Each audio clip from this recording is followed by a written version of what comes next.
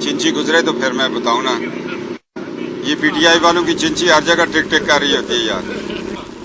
Media से मेरी इस्तदा है कि इतना टाइम आप सुबह आते हैं, रिकॉर्डिंग करते हैं, फिर आपके साथ एक अलमिया हो जाता है कि आपकी इतनी मेहनत ज़ाया हो जाती है, वो मीडिया पे चलती नहीं है, सोशल मीडिया पे चल जाती है।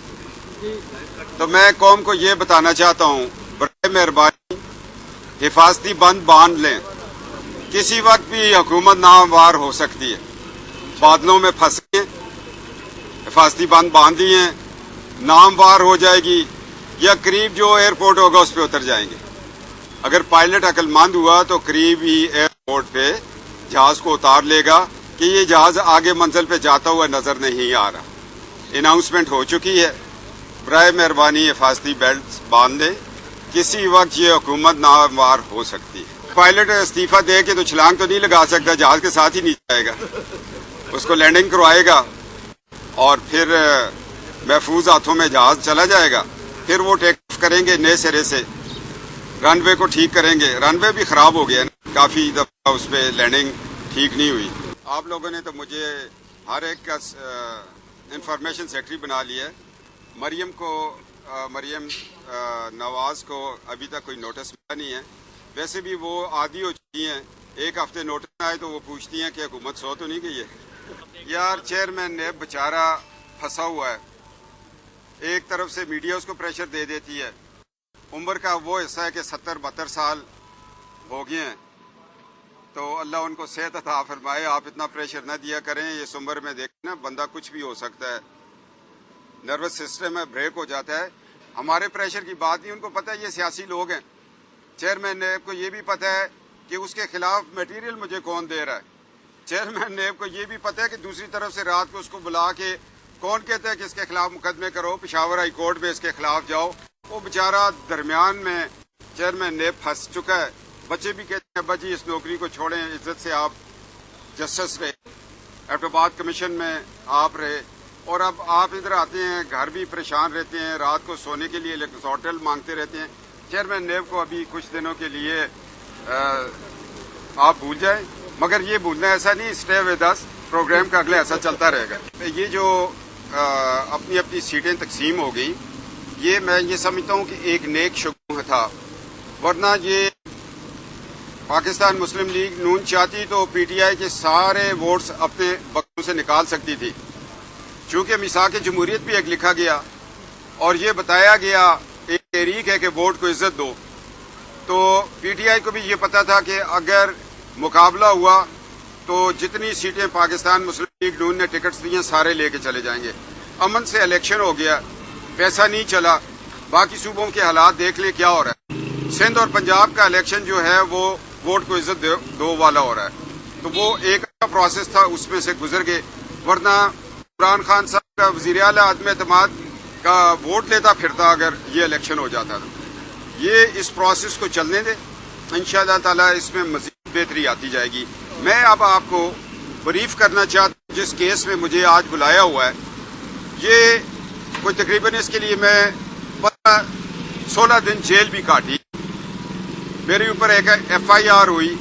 मैं इस्लामाबाद से आ रहा था और मौलाना फजल रहमान साहब का एक कारवान चला हुआ था सिंध से, और मैंने उसकी हमायत के ऐलान किया था। मैंने कहा कुछ भी हो जाए हम मौलाना के साथ लाहौर से चलेंगे। इन्होंने मोटरवे पे मुझे रोक के गिरफ्तार कर लिया। मैंने कहा भाई FIR दिखाओ। मैं कहा कोई सीनियर अफसर ले आओ। वो बेचारे मात्र से पुलिस वाले थे, किसी की बेल्ट ही नहीं पूरी आ रही थी। मुझे लगता है जल्दी में उजलत में दूसरे की बेल्ट बांध आए हैं, किसी के लगता था ट्राउजर किसी और की बांध आया है, उधर आके वो लेसेस बांध रहे थे। मुझे इन्होंने गिरफ्तार कर लिया। मैं 12 अक्टूबर 2000 को जब मैं यहाँ पर बार में अपने वकला के साथ बैठा था, मैंने बात की। उन्होंने मेरे ऊपर सवाल किया, जियो के एक नुमाइंदे ने, कि जी ये एक्सटेंशन के बारे में आपकी क्या राय है। मैं कहा जी एक्सटेंशन का कोई कानून नहीं है, आइन में इसकी प्रोविजन नहीं है, कानूनी हैसियत ही नहीं है एक्सटेंशन की। इस बात पे FIR कर दी। बाद में वही honourable supreme court of Pakistan justice खोसा साहब चीफ जस्टिस थे, उन्होंने भी इस बात पे एक्शन लिया। उस फिर मुल्क के अंदर पार्लियामेंट को बुलाया गया, पार्लियामेंट से भीख मांग कर वोटिंग हुई, پھر ایک قانون بنا. میرا بھی تو یہی بات تھی کہ جی کوئی بھی آئین کے اندر اس کی پروویژن نہیں، آئین اجازت نہیں دیتا، قانون اجازت نہیں دیتا، ایکسٹینشن کہاں سے ہوگی. اس پہ میرے اوپر کیس بن گیا، مگر جسٹس کھوسا صاحب نے اس بات کو ثابت کر دیا کہ یہ بات غلط ہے کہ ایک وزیر اعظم ایک لیٹر کے ذریعے کسی بندے کو ایکسٹینشن دے دے اور 2 ہفتے بعد وہ لکھ دے کہ جی یہ لیٹر میں کینسل کرتا ہوں، تو وہ نہ ایکسٹینشن رہی تو نہ اس کا کوئی مسئلہ رہا. یہ بات تھی، میرے اوپر کیس بن گیا. ادھر یہ جب میسج جاتا ہے تو اس پہ قانون سازی بھی ہو جاتی ہے، سپریم کورٹ آف پاکستان جواب مانگتا ہے. یہ کیس ہے، سیاسی کیس ہے، انشاءاللہ تعالی اس میں آپ کو کچھ نہیں ملے گا. یہ برداشت کریں گے، مقدمے برداشت کریں گے، نیب کے کیسز برداشت کریں گے. اور آج میرا خیال ہے بغاوت کے 5-7 مقدمے ہیں. میں وہ شخص ہوں جس نے پریڈ گراؤنڈ میں اس ملک کے وفا کا حلف اٹھایا. سول سروسز میں نے وفا کا حلف اٹھایا. 2 دفعہ میں نے اس ملک کا بطور رکن پارلیمنٹ اس کے آئین کا حلف اٹھایا ہوا ہے، دفاع کا، اس کی اندرونی بیرونی سرحدوں کا. میں ایک واحد شخص ہوں جس نے پاکستان کے بڑے بڑے اداروں میں اس کا حلف اٹھایا ہے. لوگوں نے تو ایک دفعہ حلف اٹھایا اور آج وہ پرویز مشرف آئین توڑ کے 2 دفعہ بھاگے ہوئے ہیں اور آ ہی نہیں رہے. اللہ کرے وہ زندہ آئیں تاکہ ان کو بھی پتہ چلے یار یہ ملک وہ والا ملک نہیں ہے جب جسٹس منیر سے ایوب خان اپنے فیصلے لے لیتا تھا. میں ایوب خان کے متعلق بات کرتا ہوں تو اس کا پتہ جو آج فیڈرل منسٹر ہے وہ مانسرا، ضلع مانسرا کی تمام سوئی گیس کی بجلی کی اسکیمیں بند کر دیتا ہے. میں نے کہا جی تاڑا زور اتنے تک ہی چل سکتا ہے، مگر ایوب خان کی بھی احساسوں کا پوچھیں گے، جنرل عاصم باجوہ کے احساسوں کا بھی پوچھیں گے، اور جنرل عاصم باجوہ سے یہ پوچھیں گے آپ کے سامنے سی پیک کا ایک چارٹ لگا ہوا ہے، ایک میپ لگا ہوا ہے، کاشگر سے گوادر ہے، سی پیک کو آپ دیکھ رہے ہیں، مگر پردے کے پیچھے ایک چارٹ آپ کے پاس ایک نقشہ لگا ہوا ہے جس پہ پاناما کے بھی کچھ روٹس بنے ہوئے ہیں، اور آپ ان روٹس سے اچھی طرح واقف ہیں کہ کہاں ایک جمہوری حکومت کو روکا جائے گا، کہاں اس کو ٹول کی پرچی دی جائے گی، کہاں اس کی گاڑی کو پارکنگ میں لگایا جائے گا، کہاں اس کے اوپر ایک مانیٹرنگ جج لگایا جائے گا، کہاں اس کے اوپر پاناما کیس بنے گا، کہاں اس کو 7 سال سزا دی جائے گی. یہ روٹ کے متعلق بھی آپ سے ایک قومی کمیشن پوچھے گا. عاصم باجوہ صاحب پاناما کی حقیقتوں سے آپ آشنا ہیں کہ آپ آرکیٹیکٹ ہیں اس کے. آپ پاناما میں بڑا محنت کی ہوئی ہے آپ نے کہ کیسے ایک وزیر اعظم کو گھر بھیجیں گے، کیسے اس سے ایکسٹینشن مانگیں گے وہ نو کرے گا، اور کیسے رحیل شریف صاحب پھر ملک سے باہر چلے جائیں گے. یہ ساری چیزیں عاصم باجوہ کے پاس اس وقت ریکارڈ میں ہیں. یہ بھی ان کو جواب دینا پڑے گا.